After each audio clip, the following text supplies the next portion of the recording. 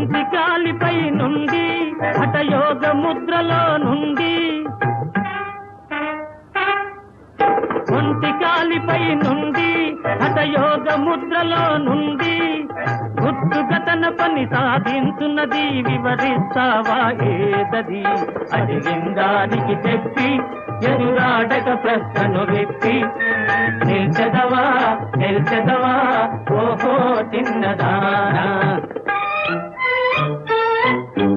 ముక్కు మూరెడే అవును అది కొక్కు